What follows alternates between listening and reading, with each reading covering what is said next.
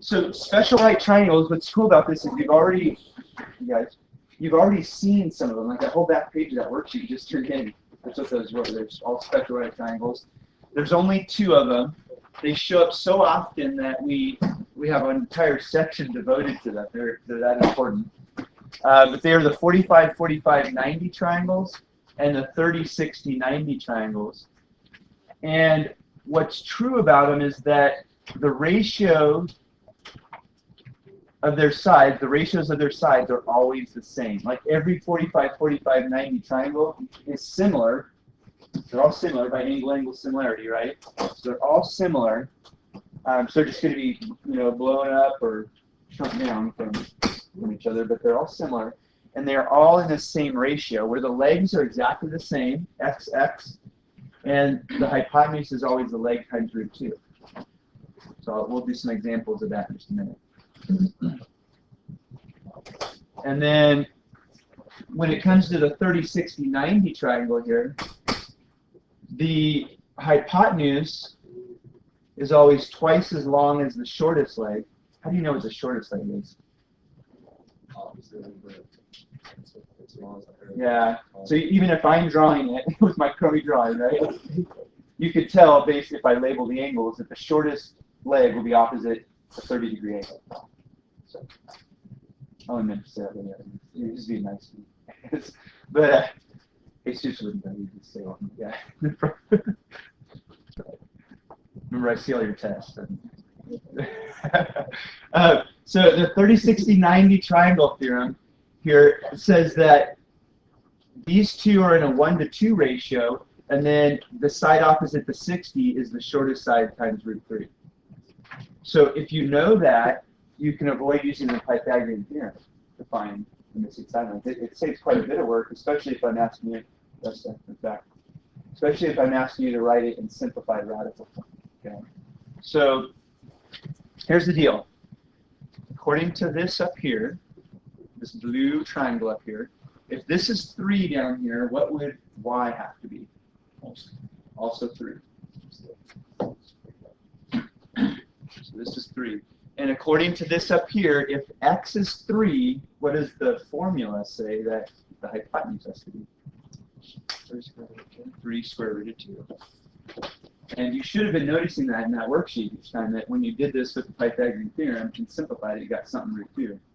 Or half of the hypotenuse if you're finding the leg times root 2, one or the other. But there are root 2's attached to your answer.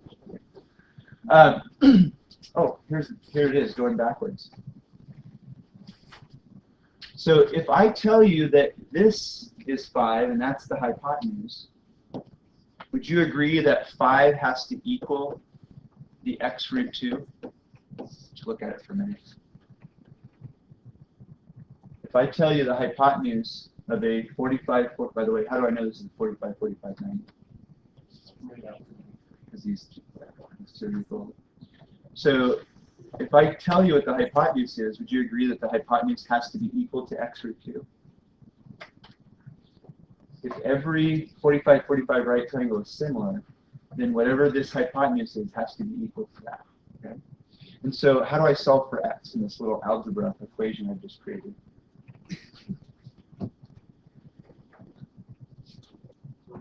Don't know? Well, let me ask you this. How would you solve 5 equals x times 3? What would you do to each side? Divide by 3. So what do I do to each side here? Divide by root 2. So we divide by root 2. Divide by root 2. So the root 2's cancel, and I have x equals 5 over root 2, which is correct, but it's not simplified.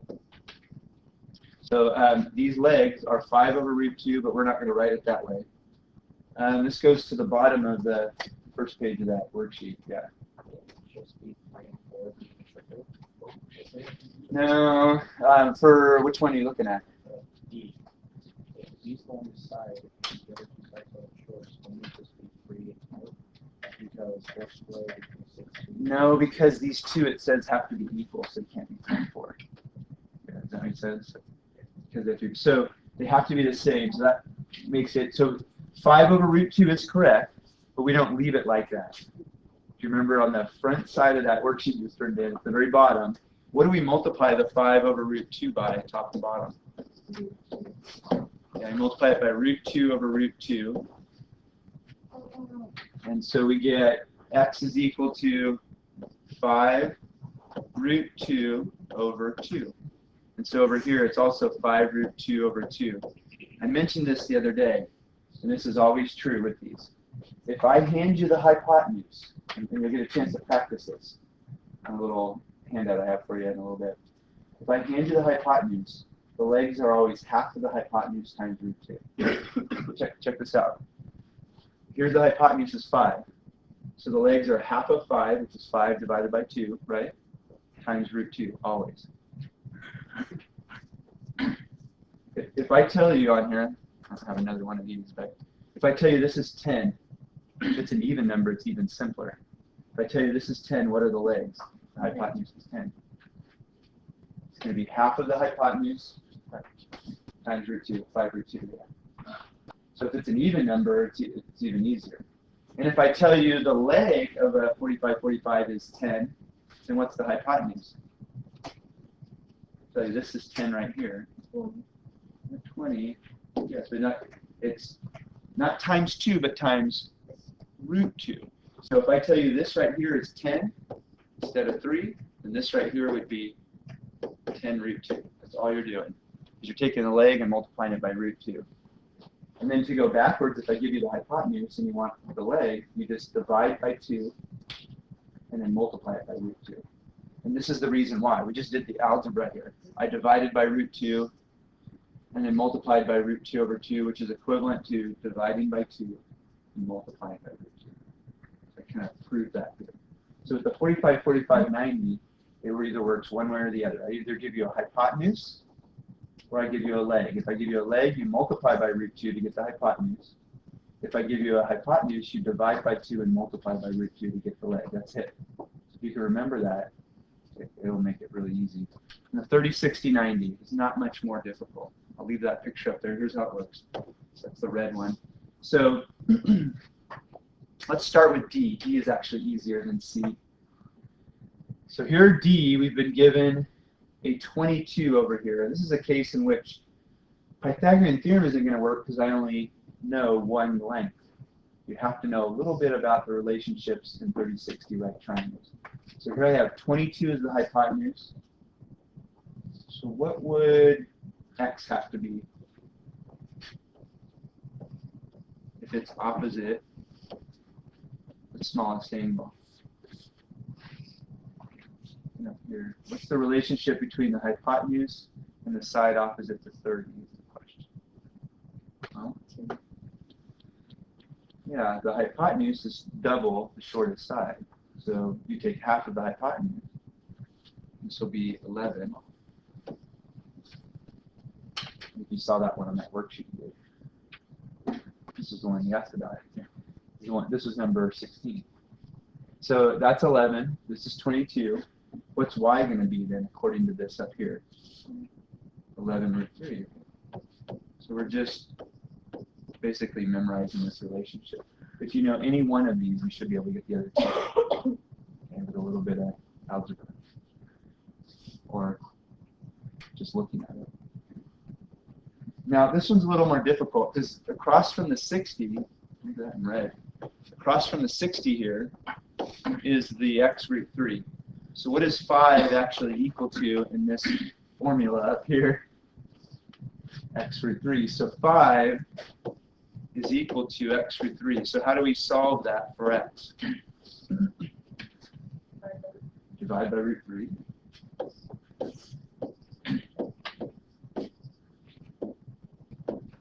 It's the beauty of math. It's consistent. Makes sense. So 5 over root 3 equals x. So we did the same thing we did over here. And then what are we going to do to this to make it, multiply by root 3 over root 3. I'm going to get something kind of the same form as I did over here. So that's going to be equal to 5 root 3 over 3.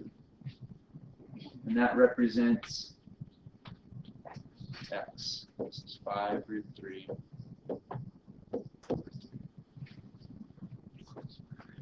And then according to our diagram up here, our formula, or whatever you want to call it, here, if I know this, how do I go from this to the hypotenuse? Multiply it by 2 is what it says. Oh, that's weird. Have you multiplied numbers like this by 2 before? Can we do it? Yeah, sure. Okay. What gets multiplied by the 2? Just the 5. Just the 5. You don't multiply what's underneath the radical by 2 as well. Only multiply the 5 by 2. It's going to be 10 root 3 over 3. And that's the hardest case. A little star by that one. That's a terrible star. It's still terrible. So that C is the most difficult case on these notes. Okay, that's the most difficult. That's it. So you'll have some just practice problems. I'm gonna, well, I have one more here, but some application problems. But we're gonna have a bunch of applied or practice problems that deal with these special rights. So here we go. Let's do these, and then I'll have you practice just a little bit from this practice packet I have for you. So here it says area is equal to what? There it goes. So within this equilateral triangle, we have a 30-60 right triangle. So being well versed on our special 30-60 right triangles, we're going to use the fact that that's a 30-60 to get all the information we need to calculate the area of this triangle. So area is equal to 1/2 base times height. If only I knew the base and the height, I could calculate the area. Well, I was given a side length of this equilateral triangle of 6. If that side length 6 is the hypotenuse of a 30-60-90 triangle, that tells me what this is from here to here. Can you tell me what that little piece down there would be? If I it would have to be 3. Which gives me further information. It tells me from here to here is also 3, which tells me that the base is 6. So I can plug in my base of 6. Got that so far. If only I had the height there, and I could figure it out. It's not quite, it's close, but it's a little bit bigger than 6 in equilateral. Yes, that's it. It should be a little bit big. Actually, it's smaller. It should be smaller. It's not the same. So we've got, in our picture, opposite the 60 is always x, right? Which is 3, times the square root of 3. What is 3 root 3 as a decimal? It's made a calculator.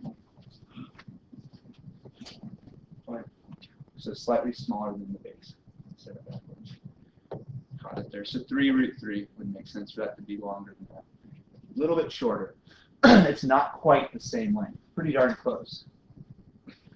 So my area in exact form would be 1/2 of 6 is 3. 3 times 3 is 9. So 9 root 3 square centimeters. So in this section, I think they should be asking you to leave it in simplified radical form because that's kind of the point of this. Although it would make sense on finding the area of the triangle to write it in decimal. Leave it in simplified radical. All right, here's another one. We're going to find the area of this shape. So here's the area formula. It's area equals base times height.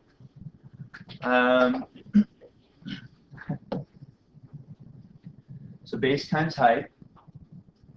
And we've got the base. This 5 meters, based on what I'm seeing up here, is the entire base. So I've got that part of it. What I don't have is the height. I can't use 4 as the height. 4 is not the height. So once again, we've got a 30-60 right triangle. If that's 4 right there, that's 60. This would be 30. What's this from here to here going to be? That'll be a 2. Because the hypotenuse right here is 4. The shortest side opposite the 30 has to be half of that. So it will be 2. So that little piece is 2. It still doesn't help me in my area. But if that's 2, the side opposite the 60 will be 2 times the square root of 3. So you'd put 2 times the square root of 3 in here. So area equals 10 times the square root of 3 meters squared. So there's the area. Quick, easy way to find the area and perimeter in exact form.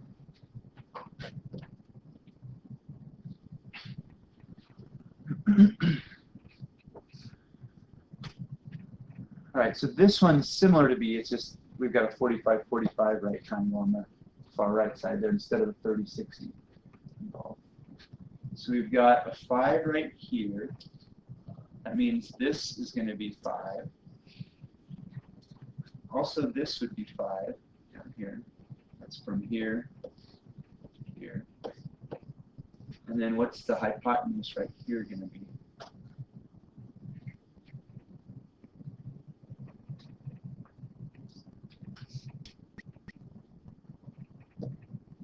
Back to this picture. If this is 5 and this is 5, this has to be 5 root 2. So this will be 5 root 2. And now we have all the information I think we need. We know this is 14 right here. So we could choose our own adventure. We can do the perimeter first, and then do the area. Right, so perimeter would equal, well, let's start right here at this 5. We got 5 plus 14 plus 5 root 2. So 5 plus 14 plus 5 root 2 plus another 5 right here plus 14, and I've gone all the way around the shape. So 5 plus 14 plus 5 root 2 plus 5 plus 14. Just working my way around the shape, starting with the 5 I circled on the left. That's my perimeter. So the way we're going to write this in exact form, you cannot combine something with a radical attached to it to a whole number. Okay? You cannot combine those two. So we're going to add up the values that I'm going to box here.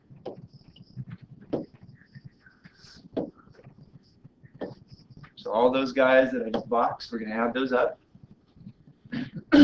28, that's 38, right? Write that down. So I got 38 plus 5 root 2. So do not combine the 5 and the 38. It's not 33 root 2. Totally different thing. So but 38 plus 5 root 2. If you were to type this on your calculator to get a decimal approximation so you can go ask for the correct amount of fencing, you would type in literally 38 plus 5 root 2. It would look like this. I'll show you. To type in 38 plus 5 second square root of 2. Oops. And that's a different number than you get if you typed in 43 root 2. Totally different number. What if you did 5 root 2 and then added that? Yeah, that would be fine. So you could do 5 second root 2 plus 38 in that order to get the 45.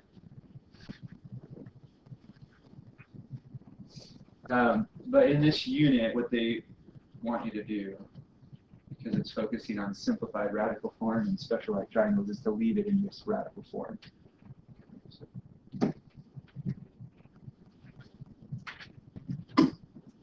38 plus 5 root 2. So what about the area? So if I were to do a pictogram for the area, here's what it would look like. Area equals the rectangle plus that triangle. That's my pictogram. Rectangle area plus triangle area. What's the rectangle area here? It is 70. We get it by taking 14 times 5, base times height, plus 1/2. We didn't need the 5 root 2 for this area of that right triangle. It'd just be 1/2 of 5 times 5. And if you calculate that all out, you'll get 82.5.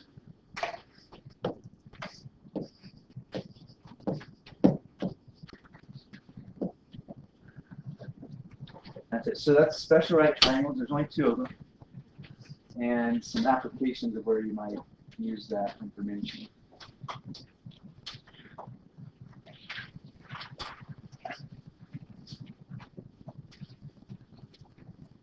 So in the last 15 minutes, I'm going to have you just try 1 through 12 on this little packet. You're going to hang on to this packet. There's a bunch of trig practice in this.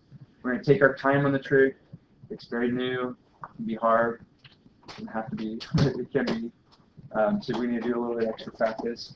It's just new and different.